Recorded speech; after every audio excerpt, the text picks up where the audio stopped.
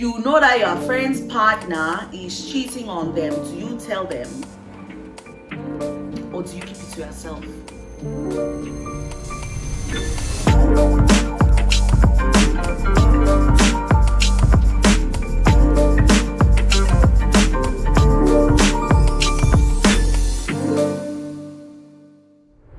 Hey guys, welcome to my YouTube channel. Oh my gosh, I can't believe I'm finally saying that. Wow, I don't know how to behave. So what I keep looking back here is I bought these three. Okay, I didn't buy some of them, I won some of them because I'm an award winner, but we'll get to it. I bought these things for aesthetics, for like the video and stuff, because I have a very brown, gold and white setting in my place, in my apartment. Okay. So I bought these things for aesthetics, but now I'm looking back at them and I'm realizing that my head will just cover it all. So it no longer has use. But let me see, I'll try to sit, but then if I sit in an angle, it feels, but you know what? Let's get right to it. Welcome guys. I'm holding two pillars because I'm not sure which one I'm supposed to hold. People always hold things when they're doing a YouTube video, but welcome to my YouTube channel. My name is Elma Akob, for those who don't know, aka, let's try that again. My name is Elma Akob, for those who don't know, aka a voice to be reckoned with. And you are here in my YouTube channel and we're going to be discussing why do I keep, hey, girls with brains, we don't know how to behave. And we're going to be talking about a lot of things. So this is going to be, I think, my introductory video. So let me let you in on a little bit of a secret, which is what we're going to be talking about. The secret is that I don't know myself, and we're going to discover it together. So I am going to be talking about a lot of different things, but let me tell you a little bit about myself. If you've never heard about me and this is your first time coming over here, again, they know your name. So I'm originally from Cameroon, Bamenda Oshe, which is next to Nigeria, from the English part of Cameroon, aka Ambazonia, and which is in West Africa, as you can hear from my accent. You just see that fly that just flew past. Enemy of progress. Enemy of progress. Monitoring spirits. You will die here. That's where I'm originally from, but I've lived in South Africa for the past 15 years. This is where I have done all three of my degrees, currently on my fourth. That's right. Your girl is doing her PhD, so she can be a doctor. And that's on period. Educated black girls winning. So from Cameroon, West Africa, lived in South Africa for 15 years. That's interesting in itself. Keep the smile, keep the smile. We apply for citizenship, keep the smile. That's interesting on its own, and I'd love to explore that with you. Just what it's like living in South Africa. The good, the bad, the in-betweens, all that jazz. Because every country has its country-wise Africa. Love Africa, I'm a Pan-Africanist. As you'll hear throughout these videos, my accents change. It's not by choice. It just happens. But that does not mean I have different personalities. I don't have different people in me. It's just me. But I've always had a tendency of chasing my accent. And I do it all the time. Like right now, it's British and I commit to it 100%. Like I really get into it. And that's from watching a lot of Come Dine With Me. So if you're tuning into my channel, you're basically getting 3 people for the price of 1. There's no price. You're getting 3 people for 1. I think that's brilliant. So we're going to talk about life. We're going to talk about what it's like being a young student / worker / CEO, what it's like being a black girl living in Africa, in the diaspora, but still living in Africa, what it's like to leave your home country, go to another African country and still not connect. But even when you go back home, still struggle with connection. That whole identity crisis, Shandis, that they experience over there in America, we experience it here as well. We're going to talk about that. So I'm a voiceover artist. Junior, we want to start. So I'm pointing over here because I know my production team is going to bring something in about my voiceover work. I'm a voiceover artist. I record for Disney, Netflix, Caltrain, Medbank, and 100+ other companies. I've been in the industry for 5 years. So you might have heard my voice. You might have. I've done a couple of international gigs. One that jumps to mind is Kinder Joy. There's a Kinder Joy somewhere in the world. My friend in Ghana heard it. My friend in the US heard it as well, where I basically say, Kinder Joy, a Play-Doh. Get your Play-Doh app today. Something about that. In terms of Disney, I do different Disney narrations. So I'll say, Bluey and his dad are going on an adventure. Let's go. something along those lines, and then I have to be super excited. But then I also do, you know, these automated phone call artificial intelligence videos where it's like, at the end of the tone, dial 1. If you would like to speak to a server, dial 2. If you would like to find out more information, dial 3. So I do that as well, which is lots of fun, I must say. Lots of fun. So we'll talk about being a voiceover artist. I am also a CEO and founder of a lovely company for which we have won awards called Elevate Africa, where we train public speakers and voiceover artists all over the African continent. What does that mean? This is me. I'm going to do some shameless plugging for my company. That means that if you are a young person, whatever the age you might need to be, growing up, I realized that my ability to be a public speaker really opened up doors for me where I wouldn't be the smartest person in the room. I wouldn't be, you know, the most interesting person in the room, but I would be the public speaker in the room. And so every single time I would put my hand up and say something, everyone would turn around and be like, she's so smart. She's so intelligent. And even when I would go for job interviews, most often than not, I would get the interview based solely on my ability to speak. And it's something that I realized that as young Africans, we lack that skill. It's very unfortunate, but it's not seen as a critical skill. If you're raised in Africa, specifically West Africa, and you know that there's only 4 things that you're supposed to study to be a doctor, accountant, lawyer. What's the other one? There's one more. But because we're so hyper-focused on academics and academic requirements, we forget critical soft skills such as public speaking. And so that's what we do at Innovate Africa. We're training public speaking for everyone across the board, from students to professionals, because what you don't realize is you're an accountant, that's great, but at some point you're going to need to explain those accounts to a client.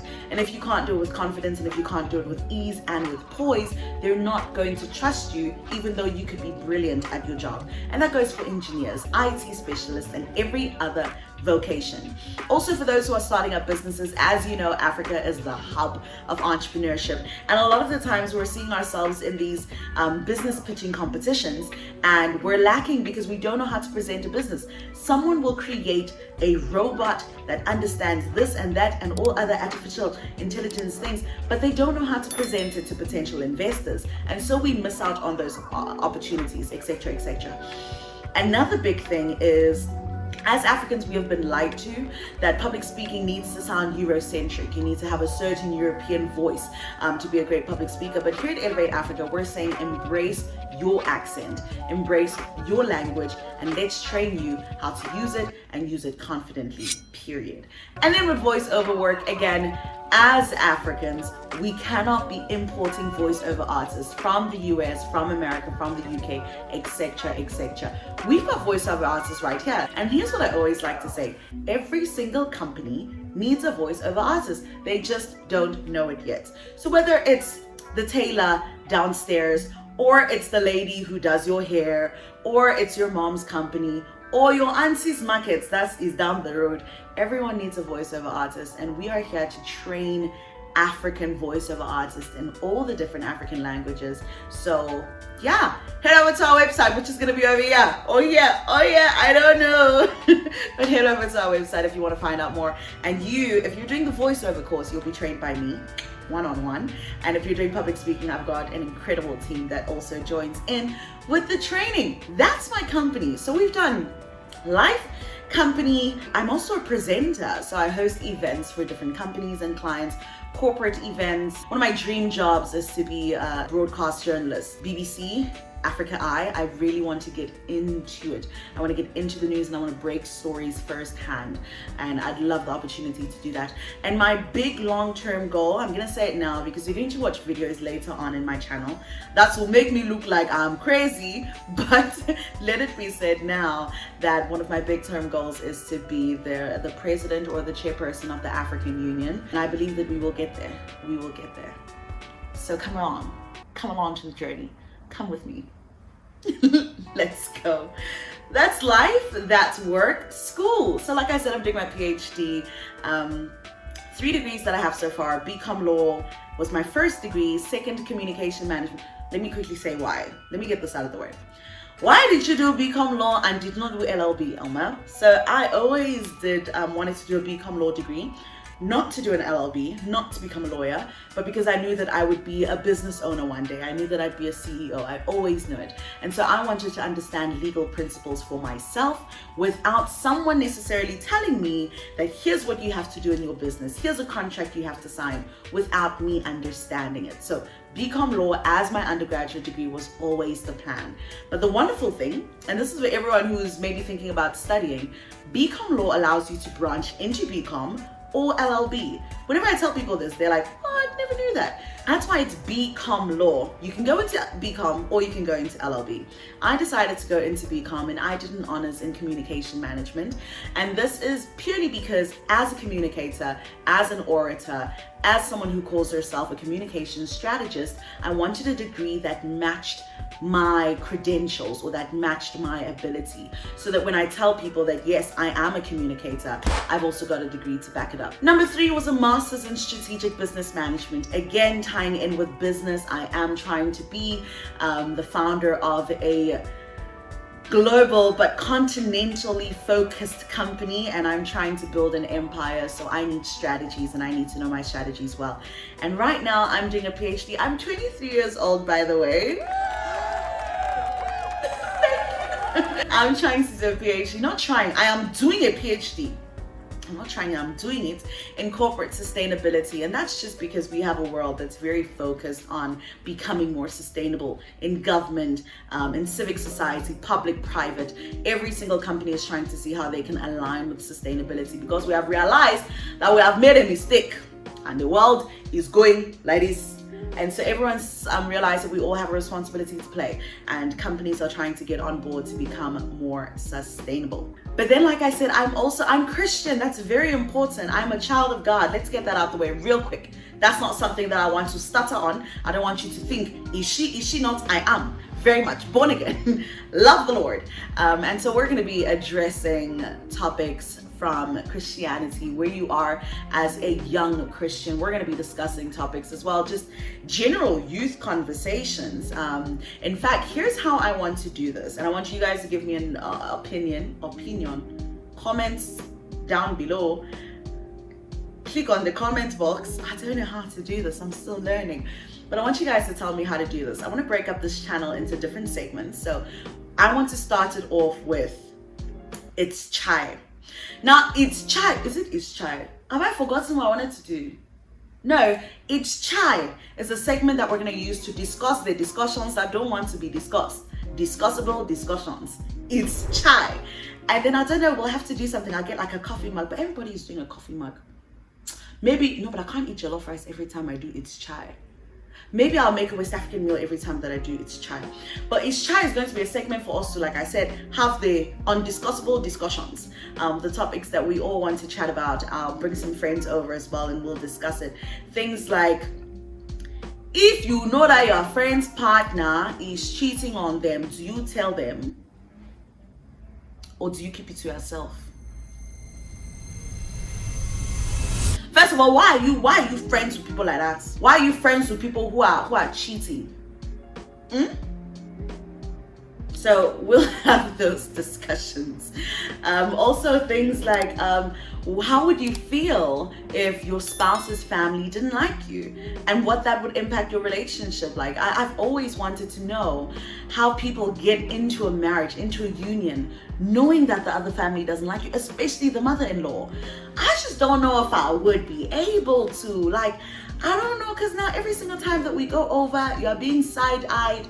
They're accusing you as a girl who stole their son. I desire to have the most loving relationship with my future husband's family. I say future husband because he's not there yet. Maybe he watched this video. But I desire to have the most loving relationship with my spouse's family. I want to be best friends with his sisters. I want to have bro codes with his brothers. I want to be speaking politics with his dad and, helping out in the kitchen with his mom. I want to do all of that. So if they didn't like me, I don't know. I don't think I'd stay for any of that. So yeah, we've done life, we've done school, we've done work. I have a TEDxTalk. I keep pointing here because I just feel like my design and producing, I have a production team. Hey! I'm not a small girl, please don't take me lightly, right? So I have a TED Talk titled The Dangers of Feminism, and that's also another thing that I explore. So I identified, it's so weird when you say identified these days because cancel culture. I identified as a feminist for the longest time.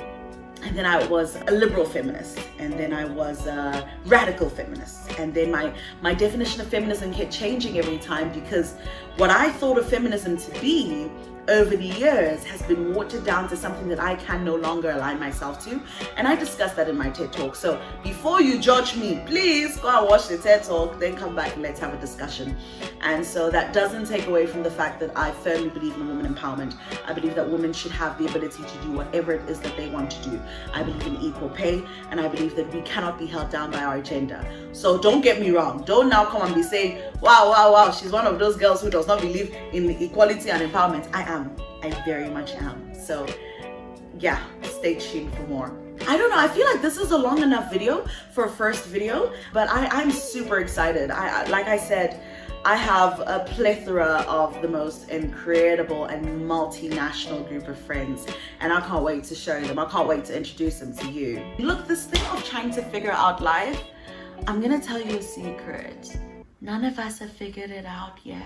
And so I'm going to be living life authentically, and I'm going to be doing this channel as authentically as I possibly can, just to show you that, look, we're not living a filtered life, we're living a real life, and it has its up and downs, it has its good and its bad, and it's important that as a society we're able to be vulnerable enough with each other to show that. And social media unfortunately doesn't allow us to see that. There's a essence of perfection that exists, and imperfection is not allowed. We don't want to see that, you know, but I'm here to tell you the whole process. I'm here to live it with you. Being a young person, being a young black person, being a young black woman, being a young black foreign woman, and just what all of that entails. And also dismantling all of these labels that we've placed upon ourselves, because at the end of the day, we live on the beautiful, rich African continent that was not divided in its existence, and thus these borders were, let's not get into politics, Elma, but you know, these borders were forced upon us. But regardless of that, I'm here to spread love, spread light, and hopefully make your day a little bit more exciting. So I'm going to ensure that my production team includes a sound over here, because if there's no music, it's going to look weird. We're doing gym CrossFit. I'm a CrossFitter. You can't see my muscles, but they're there. We're gonna do gym, we're gonna do skincare, we're gonna do stories that are crazy. Why are you running? Oh, I was with a couple of friends yesterday, and they are incredible artists. I'll definitely feature them. And they came up with a song for awkward situations. It's like, oh quado, oh quado, oh quado, oh quado, oh quado. If they zoom in, if the effects are right, if the producers manage to get this right, then we're on to something. Guys, it has been fun. This is the channel.